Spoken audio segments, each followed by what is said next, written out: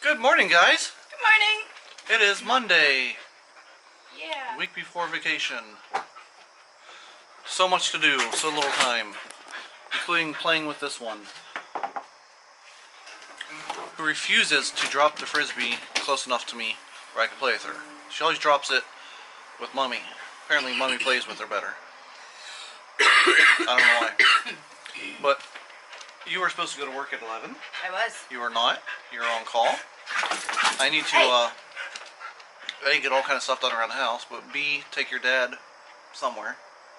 I don't know exactly where I'm taking him. Garrettsville, I think, for something. So that's coming up. I also have an appointment with Biotest to get some blood drawn, so I have a little bit extra cash. Well, not cash, but card. I'm figuring we can use that for gas in Florida.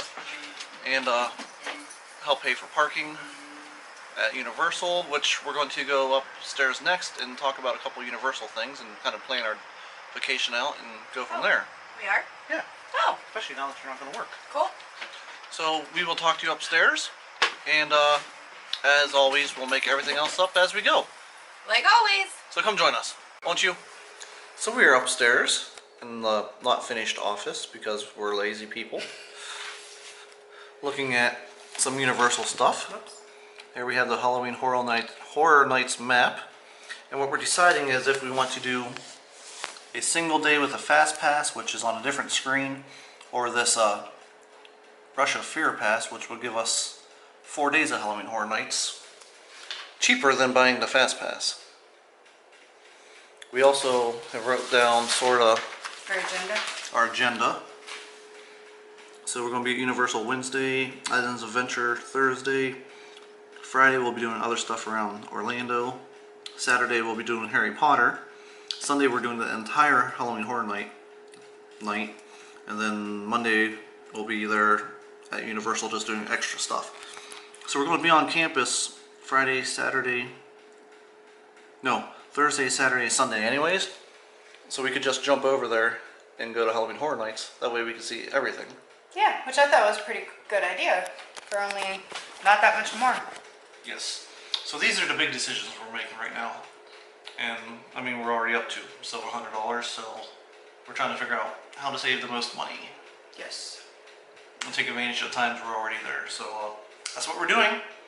But it's going to be a fun time. Like I said, we're going to have a ton of vacation footage.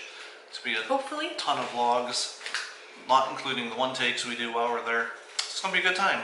But we need to sit down and figure this all out and go from there. So I'm sitting outside of a biotech to donate my plasma, sell my plasma, whatever. We did make some decisions. We are going to buy the pass for Universal Halloween Horror Nights. That way, instead of 1 night of Halloween Horror Nights, we get to do up to 4. Practically the whole time we're there.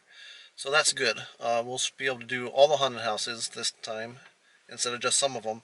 We'll be able to show you a lot more footage. So that's good for us, good for you, good for the bank too, because we were thinking we were going to have to get through the express passes to get through everything, and this is just a cheaper way to do it, and they have more time. So I'm going to head inside, donate my plasma, go back home, probably rest a little bit afterwards. I'm always tired afterwards a little bit, and then figure out what we're doing the rest of the evening.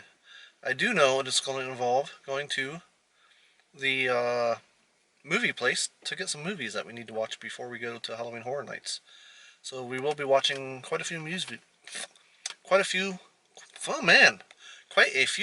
this week in the evening. So that's on agenda for all week too. So I'll just talk to you guys later. So, done donating plasma. I decided I'm going to run a family video right afterwards. Already stopped there. Got 2 movies. The original Exorcist, which is one of the haunted houses, and Texas Chainsaw Massacre, which is another haunted house we'll be going to at Halloween Horror Nights. Figure we can watch both of those tonight since they're both about an hour and a half, and Kristen gets off at 7. Then we can watch Krampus, and then the first 2 Halloweens. Take care of those 2 haunted houses, and then we'd have the weekend to watch some of the American Horror Stories and catch up a little bit on The Walking Dead. So that's the plan. We will see how it plays out. I'm going to go home and rest for a little bit, like I mentioned earlier, and we'll talk to you guys later. So, I was just on the phone with AT&T for the past about hour and a half or so, talked to like 5 different people in like 4 different departments, trying to get my password reset so I could go on and check my main email account, which is a att.net email account I opened 8 or 9 years ago. I don't even remember. I'm gonna say 8 years ago because the pass or the username has 2008 in it, so I'm assuming that's 2008. So I'm assuming 8 years ago. So after talking to one person, explaining them the situation, they go, "Oh, I can't help you here. Let me transfer you to this person." You got to re-explain everything to, and they're like, "Oh, well, that doesn't make sense. I don't think I can help you here. Call the technical support." And they're like, "Blah blah blah. What's the problem?" So you got to explain it a third time, and they're like, "Yeah, I don't think we could do anything about that. I think it's a standalone account, and it says right on our website if you lose your passwords to a standalone account, you're screwed. But here, call this number. They might be able to help you." So I called the other number. He's like, "Oh, well, it looks like your account's locked out because you tried the wrong combinations too many times. I can't do anything about that till tomorrow." And even then, he still doesn't think I'm going to be able to do anything about it. So pretty much, my main email account I've had for 8 years, everything I have is associated with that email account. Everything, like everything, literally everything. Uh, I mean, I can't even start naming things. Every single thing was associated with that email account, except for the vlog information, because it has its own. But like, I'm so screwed if I can't reset it. And they're like, "Oh, I don't think you can do anything about it. I think you're screwed. You have to open a new account."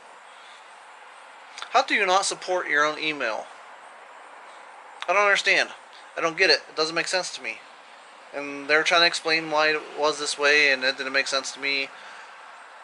Like, I got resumes out there with this email address on it. I got companies trying to get a hold of me, recruiting companies trying to get a hold of me through this email account.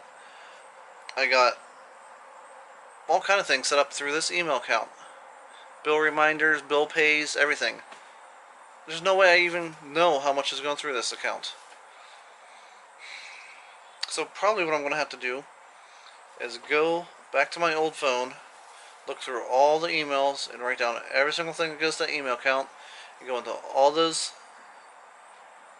places, all those other websites, all the other stuff, and change all that stuff. It's going to be a nightmare.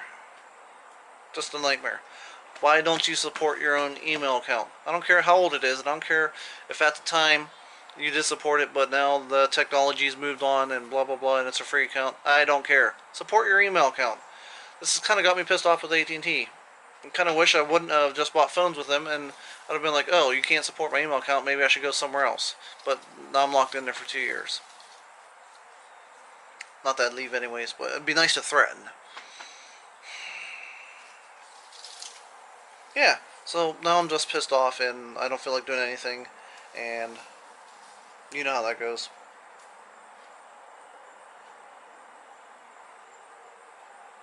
I don't get it. I just don't get it. How companies can get away with stuff like this.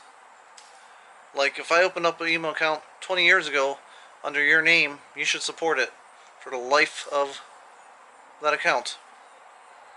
Just should be how it is, but it's not. Companies don't care.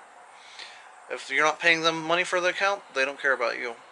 And since we don't have internet through AT&T, they don't care about us. They don't care if you're using their website, because they're not making money off the website from me. Even though they're making tons of money off their phones through me, just not the website. Anyways, I'm done ranting. That's enough. I'm gonna wait for Chris to come home so we can watch some movies. Maybe I'll relax a little bit more by then, because right now I'm kind of fuming. Talk to you later. Well guys, Kristen made it home, Hello. and we ate some dinner and watched The Exorcist. Yes, we did. What'd you think? I've never seen the original Exorcist before. It was okay. I like the newer one better. A lot better. I do too. Of course, it was a 70s movie, so it's probably good back in the days. Yeah. The new one is, I feel, much better, but I mean, you gotta love some of the classics. It'd be interesting how they turn it into a haunted house. I know, I can't wait to see it. That's gonna be interesting. Yay.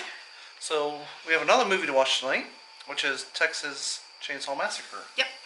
Another haunted house that we're going to be going to next week. Yes. So we will watch that and let you know how it is, and probably say goodbye at that point because you got to work tomorrow. I do. So we will talk to you after Chainsaw Massacre.